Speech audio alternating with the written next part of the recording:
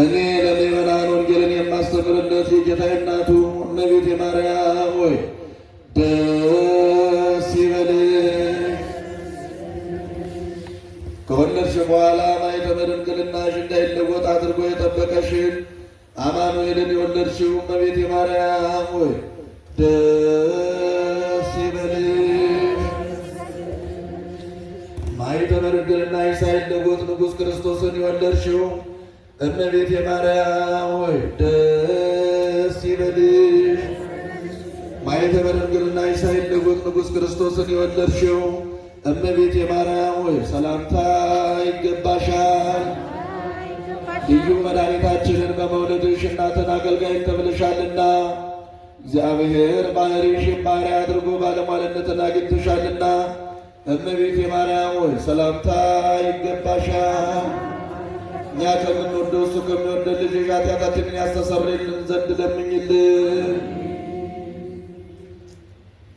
ልመናዋ ክብሯ ለዘላለሙ በእውነት ይደርብንና አምላክን የወለደች በድንጋሌ ሥጋ በድንጋሌ ነፍስ የጸናች ክብርት እመቤታችን ያደረገችው ተአምሪ ነው። አማላጅነቷ በረከቷ በፓትርያርካችን ብፁዕ ቅዱስ አቡነ ማትያስ፣ ብፁዕ በሚሆን ጳጳሳችን በአባ ሄኖክ፣ በመምህራችን አባ ገብረ ሥላሴ፣ በአገራችን በኢትዮጵያ በገዳማችን በአበረነውና ከዚህ በተሰበሰብን ሕዝበ ክርስቲያን ላይ አድሮ ይኑር፣ አሜን። አምላክን የወለደች በድንጋሌ ሥጋ በድንጋሌ ነፍስ የጸናች ክብርት እመቤታችን በሰማይ የኃጥአንን ፍርድ ቦታቸውን ካየችበት ዕለት ጀምሮ ስለ ኃጥአን ስታዝን ኖረች። ከዕለታት አንደኛው ቀን በየካቲት 16 ቀን የጌታ መቃነ መቃብር በሚገኝበት ቀራንዮ ወይም ጎልጎታ ዳግመኛ ሄዳ እንደ ልማዷ ቆማ እንዲህ እያለች ትጸልይ ጀመረች።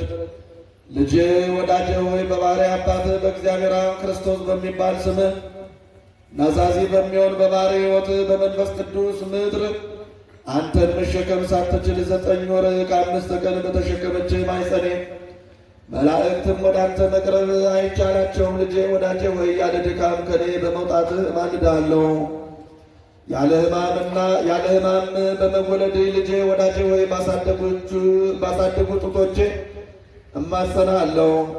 በሳሙ ከንፈሮቼ ባቀፉ እጆቼ ከአንተም ጋር በተመላለሱ እግሮቼ በተኛበት በረት ልጄ ወዳጄ ሆይ እማጸናለሁ። በተጠቀለለበት ብትቶ ልጄ ወዳጄ ሆይ እማጸናለሁ። ልመናዬን ሰምተህ የልቦናዬን ፈቃድ ሁሉ ትፈጽምልኝ ዘንድ እለምንሃለሁ፣ ወደ አንተም እማልዳለሁ። የብርሃን እናቱ በድንጋሌ ሥጋ በድንጋሌ ነፍስ የጸናች ክብርት እመቤታችን እንዲህ ብላ በለመነች ጊዜ ጌታችን ኢየሱስ ክርስቶስ ወደ እርሷ ወረደ።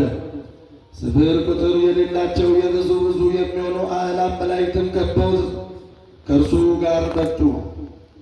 ከዚያም እናቴ ማርያም ሆይ ምን ላድርግልሽ? የምትሽውን ምን ላደርግልሽ ትወጃለሽ? አላት። አምላክን የወለደች በድንጋሌ ሥጋ በድንጋሌ ነፍስ የጸናች ክብርት እመቤታችንም ልጇ ወዳጇን ደህንነቴን የምታደርግልኝ ልጄ ወዳጄ ሆይ አለኝታዬ መጠጊያዬ አንተ ነህ። እምነቴ በአንተ ላይ ነው። በእናቴ ማኅፀን ሳለሁ በአንተ ሥልጣን ጸናሁ፣ በማኅፀን ሳለሁም አንተ ሰወርኸኝ። በጊዜውም ሁሉ ስም አጠራሪያ አንተ ነህ። አሁንም ፍጹም ልመናዬን አድምጥ። እኔ እናትህና አገልጋይ የምነግርህን የልመናዬን ነገር ስማ። መታሰቢያዬን የሚያደርግ ቤተ ክርስቲያኔንም በስሜ የሚሠራ በስሜ ለታረዘ የሚያለብስ የታመመ የሚጎበኝ የተራበ የሚያበላ የተጠማ የሚያጠጣ ወይም ያዘነ የሚያረጋጋ ቢሆን የተከዘ ደስ የሚያሰኝ ወይም ምስጋናዬን የጻፈ ሴት ልጁንና ወንድ ልጁን በእኔ ስም የጠራውን እኔም በምከብርበት ቀን ምስጋና ያመሰገነውን አቤቱ ዓይን ያላየውን ጆሮ ያልሰማውን በሰው ልቡና ያልታሰበውን በጎ ዋጋ ስጠው። አቤቱ በእኔ ቃል ኪዳን ስላመነ ሁሉ ማልድሃለሁ፣ እለምንሃለሁ። መራቤን መጠማቴን ከአንተ ጋር እንዳንተ ያገኘኝን መከራን ሁሉ አስበህ አቤቱ ወደ ሲኦል ከመውረድ ነፃ የወጣ አድርገው። ጌታችን ኢየሱስ ክርስቶስም የለመንሽው ሁሉ ይደረግልሽ፣ የምትፈቅጂውን ሁሉ ፈጽምልሻለሁ፣ የለመንሽውን ሁሉ ላደርግልሽ ሰጥቶኛለሁና ማላዬን እንዳላፈርስ አማኔ ብዬ በራሴ ማልሁልሽ ሲል ቃል ኪዳን ገባላት። እንግዲህ አምላክን የወለደች በድንጋሌ ሥጋ በድንጋሌ ነፍስ የጸናች የክብርት እመቤታችን ስጦታ የሚሆን የማኅፀኗን ፍሬ እዩ። ወዳጆቿም የምትሆኑ ደስ የሚያሰኝን ድንቅ ኪዳን ቸርነትንና በጎነትን ሁሉ የያዘ በጌታ በሰማይና በምድር ያለ ሁሉ ስሟን በመጥራት ይድን ዘንድ የሰጣትንም ድንቅ የሚሆን ቃል ኪዳን ታዩ ዘንድ ነው። በጎ ሥራ ሳይሰሩ ሕግጋቱንም ሳይጠብቁ መዳን የእርሱ ፍርድ ምን ይረቅ!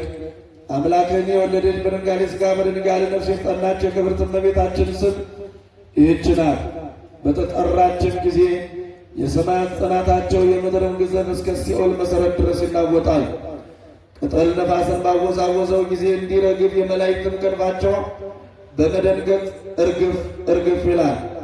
ይህ ስም በተጠራ ጊዜ ፍጡራን መደንገጥ ይቅርና የሁሉ ሥልጣን በእጁ የተያዘ ልጇ መድኃኒታችን ኢየሱስ ክርስቶስ ኃጥኡን በፊቱ አቁሞ የበቀሉን ፍርድ በገለጸ ጊዜ በኃጥአን ፊት ላይ በቃል ኪዳን ቀለም የተጻፈ የድንግልን ስም ሲጠራ ሰምቶ የአደባባዩን ፍርድ ትቶ በቸርነቱ በኃጥአን መፍረድን ያቆማል። እንደኔ ያላችሁ ኃጥአን ወንድሞቼ ሆይ እንግዲህስ ወዲህ 16ቱን የእግዚአብሔርን ሕግጋት ከመፈጸም ጋር የማርያም አገልጋዮች ለመሆን እንትጋ። እሱ በቀትር ጊዜ በመስቀል ላይ ሳለ እመቤታችሁ እናታችሁ ናት ብሎ የቃል ኪዳን እመቤት የቃል ኪዳን እናት እሷን ሰጥቶናልና፣ ስለዚህ ነገር የእመቤታችን የእናታችን የማርያም አገልጋዮች ለመሆን ፈጽመን እንሽቀዳደም ብዬ ነግራቸዋለሁ። ይህችውም እመቤታችን ናት። ከንጉሥ ልጇ ጎን በፈሰሰ ደሙ እኛን ንጹሐን አድርጎ ፍጹማን አድርጎናልና በኃጢአት ያደፈውን ከኃጢአት ታነጻዋለችና ወደ መንግሥተ ሰማያትም ታደርሰዋለችና፣ እንደዚሁም ሁሉ አምላክን የወለደች በድንጋሌ ሥጋ በድንጋሌ ነፍስ የጸናች ክብርት እመቤታችን ከኃጢአት ታንጻን በቸርነቱ አማልክት ዘበጸጋ እንሆን ዘንድ ከልጇ ፊት በባለሟልነት ታቁመን። በዕለተ ሰሉስ የሚነበብ የኪዳነ ምሕረት ውዳሴ ነው። ልመናዋ ክብሯ የውድ ልጇ ቸርነት ከሁላችን ከክርስቲያን ልጆች ጋር ለዘላለሙ ጸንቶ ይኖር አሜን። በዚህች ቀን እግዚአብሔር ምድር ዘርን የሚሰጥ ሣርንና ቡቃያን እንደ ወገኑ ዘሩ ያለበትንም ፍሬን የሚያፈራ ዛፍን ታብቅል አለ እንዳለውም ሆነ። ምድርም ዘርን የሚሰጥ ሣርንና ቡቃያን እንደ ወገኑ ዘሩ ያለበትን ፍሬ የሚያፈራውን ዛፍ እንደ ወገኑ አበቀለች። በዚህች ዕለት ምድር በእግዚአብሔር ትእዛዝ ብቻ ለሥጋዊና ለደማዊ ፍጥረት በሙሉ ምግብ የሚሆን ፍሬን አስገኘች። እንዲሁ አንቺም እመቤቴ በማይመረመር በግብረ መንፈስ ቅዱስና የእግዚአብሔርን መልአክ ቃል በመስማት ብቻ ለዘላለም የቅዱሳን ምግብ የሆነ የሕይወት ፍሬ ኢየሱስ ክርስቶስንም በድንግልና ወለድሽው። ጣፋጭ ፍሬን ያለ ዘር ያፈራሽው የዕለተ ሰሉስ እርሻ አንቺ ነሽ። ይህች ዕለት በዚህች ምድር ለሚኖሩ ፍጥረታት የምግብ መገኘት መጀመሪያ ሆነች። ከአንቺም የሚመገቡትን ለዘላለም ሕያው የሚያደርጋቸውና ምሳሌ የሌለው ከሰማይ የወረደ የሕይወት ኅብስት እርሱ ቅሉ ውድ ልጅሽ መድኃኔዓለም ከሰማይ የወረደ ሕያው ኅብስት እኔ ነኝ። ከዚህ ኅብስት የሚመገብ ለዘላለም ሕያው ይሆናል። ይህም ኅብስት ስለ ዘላለም ሕይወት እኔ የምሰጠው ሥጋዬ ነው። እውነት እውነት እላችኋለሁ የሰው ልጅ ሥጋውን ካልበላችሁ ደሙንም ካልጠጣችሁ በራሳችሁ ሕይወት የላችሁም። ሥጋዬን የሚበላ ደሜንም የሚጠጣ የዘላለም ሕይወት አለው፣ እኔም በመጨረሻው ቀን አስነሣዋለሁ። ሥጋዬ እውነተኛ መብል ደሜም እውነተኛ መጠጥ ነውና ሥጋዬን የበላ ደሜንም የጠጣ ከእኔ ጋር ይኖራል፣ እኔም ከእርሱ ጋር እኖራለሁ። ሥጋዬን የበላ በእኔ ሕያው ሆኖ ይኖራል። ከሰማይ የወረደ ኅብስት ይህ ነው። አባቶቻችሁ መና በልተው እንደሞቱ አይደለም። ይህን ኅብስት ግን የበላ ለዘላለም ሕያው ሆኖ ይኖራል። ስለዚህ ነቢዩ ኢሳይያስ አስቀድሞ ትንቢት ተናገረ እንዲህ ሲል፣ የተጠሙ ሁሉ ወደ ውኃ ይምጡ፣ ወርቅ የሌላቸው ገንዘብ የሌላቸው ሁሉ ይምጡና ያለ ዋጋ ለራሳቸው ይውሰዱ። ጠቢቡ ሰሎሞንም እንዲህ አለ፣ ጥበብ ለራሷ ቤትን ሠራች፣ ለራሷም 7 ምሰሶቿን አቆመች፣ ፍሪዳዋንም አረደች፣ በመሠዊያ ላይም ወይኗን ደባለቀች። ማዕዷንም አዘጋጀች። ባሮቿንም ልካ ከፍ ባለ ድምፅ ስትጣራ ሰነፍ የሆነ ወደ እኔ ፈቀቅ ይበል፣ ቆት የጎደላቸውንም ኑ ኅብስቴን ተመገቡ፣ ለእናንተ የቀዳሁትንም ወይን ጠጅ ጠጡ፣ ሕያው ሆናችሁ ትኖሩ ዘንድ ስንፍናን ትታችሁ እውቀትን ፈልጉ አለች። ልመናሽ ክብርሽና የተወደደው ልጅሽ ቸርነት ከሁላችን ከዚህች ቅድስት ቦታ ከአመረነው የአንድነት ልጆች ጋር ለዘላለሙ ጸንቶ የኖር ሀገራችን ኢትዮጵያንም ይጠብቅልን። እግዚአብሔር ሆይ የእናት የቅድስት ኪዳነ ምሕረት ምልጃዋ ቃል ኪዳኗ ይደረግልን። ቀናችንን ባርከህ በሰላም አውለን። አቡነ ዘበሰማያት ዘመን እኔ ብቻዬን ልሰማ ልናገር የሚለውን አንደበቱን ጉሮሮውን ይዞ አሳይቶናል። ዘመን እኔ ብቻ ነኝ ጉልበተኛ፣ በእኔ ጉልበት ስር ሁሉም ይንበርከክ ያለውን ኃይለኛ ሁሉ ዘመኑን አሳጥሮ ጊዜውን አሳጥሮ ዘመኑን አሳልሶ አሳይቶናል። ስለዚህ ዘመን ምን ይላል? ዘመን ያልፋል። በሌላ ስፍራ ነቢየ እግዚአብሔር ቅዱስ ዳዊት ሰብእሰ ከንቶ ይመስል፣ ሰው ከንቱ ነገርን ይመስላል፣ ወመዋዕሊሁ ከመ ጽላሎት ያልፍ ይላል። ዘመኑም እንደ ጥላ ምን ይላል? ያልፋል። እንደ ጥላ ስንት ዘመን አለፈ ወገኖች።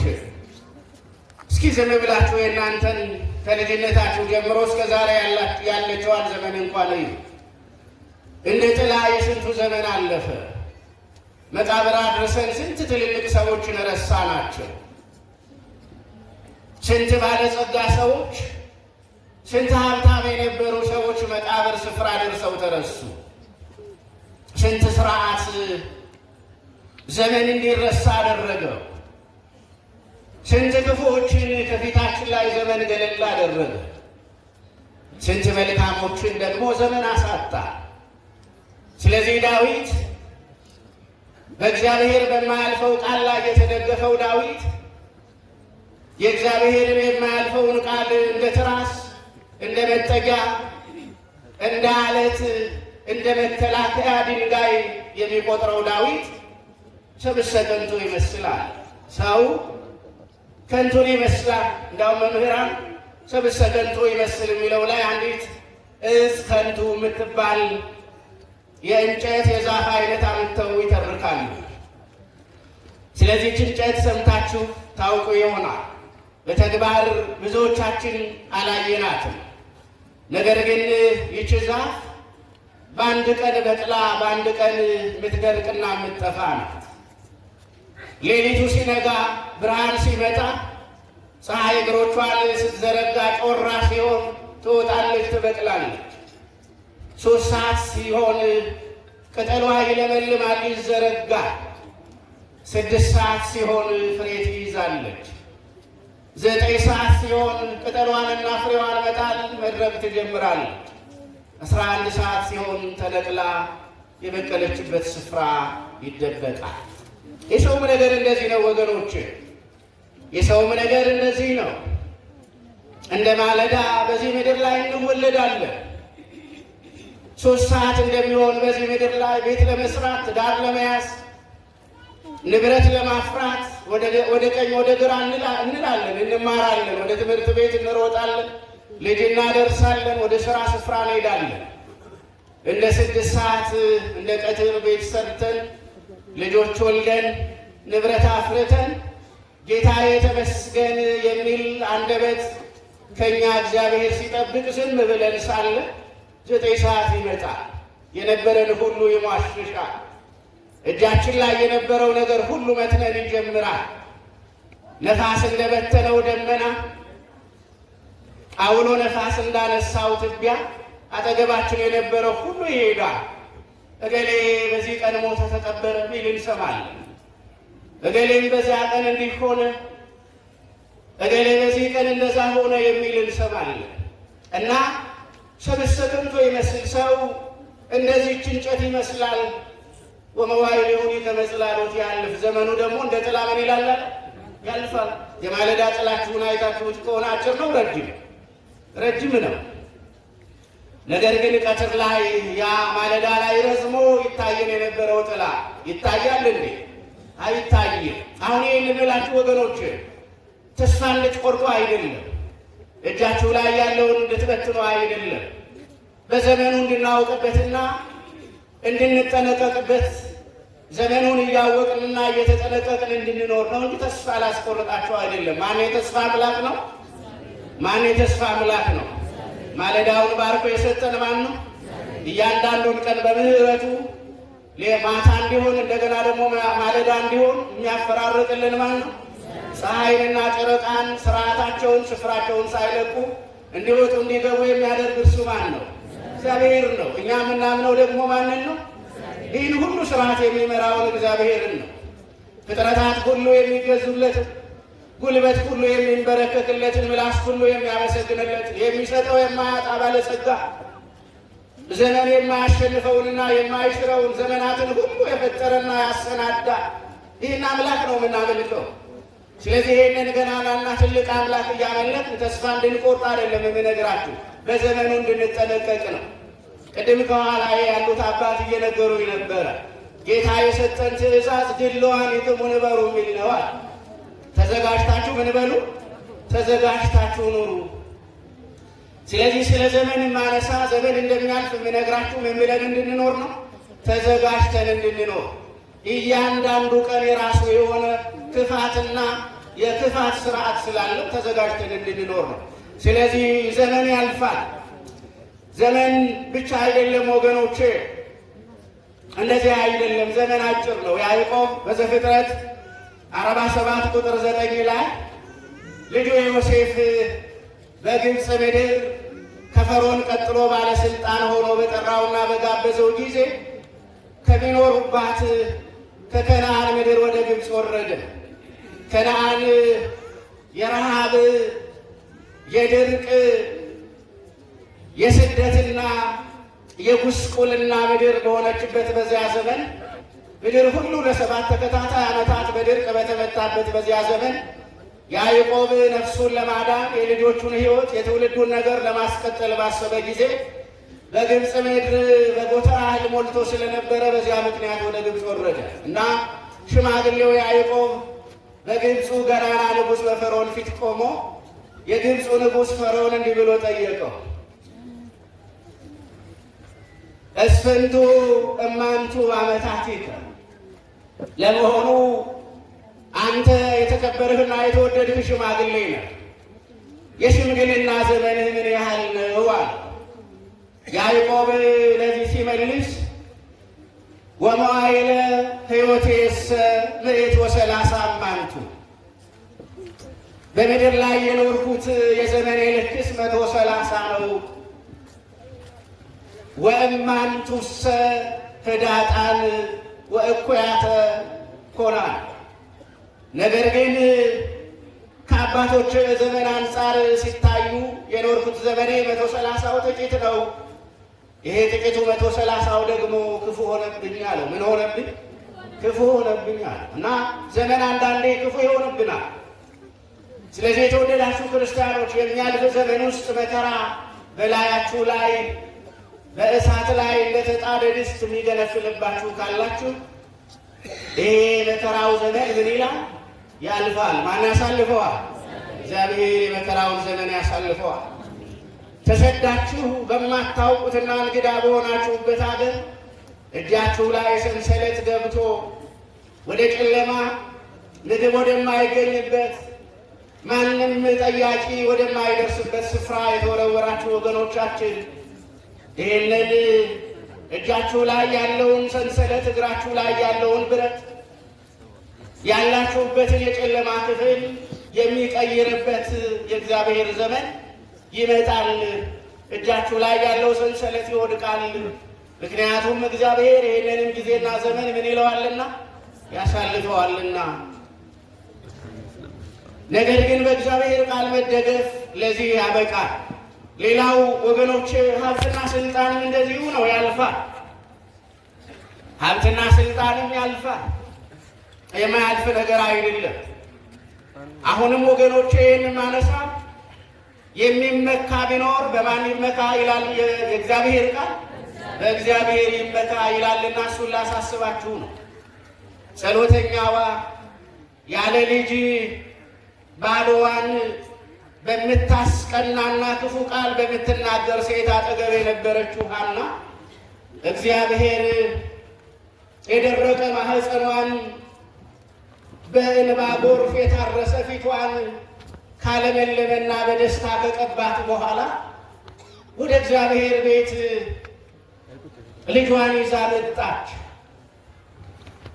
ስጦታህን ልሰጥህ መጣሁ፣ ያንተን ላንተ ላደርግ መጣሁ፣ ስሙንም ስለ ሰማኸኝ ሳሙኤል ብዬ ሰይሜዋለሁና በስምህ በሰማኸኝ በሰጠኸኝ ባደረግክልኝ የጸሎቴን ቃል ሰምተህ በፈጸምህልኝ በዚያ ድርጊት የልጄን ስም ሰይሜ ጠርቻለሁና ልጄን ልሰጥ መጣሁ ብላ ወደ ቤተ መቅደስ በመጣች በሴሎ በነበረው መገናኛ ድንኳን አጠገብ በቆመች ጊዜ የምታውቁትን ጸሎት ጸለየች። ጸና ልቤ በእግዚአብሔር ብላ ጀመረች።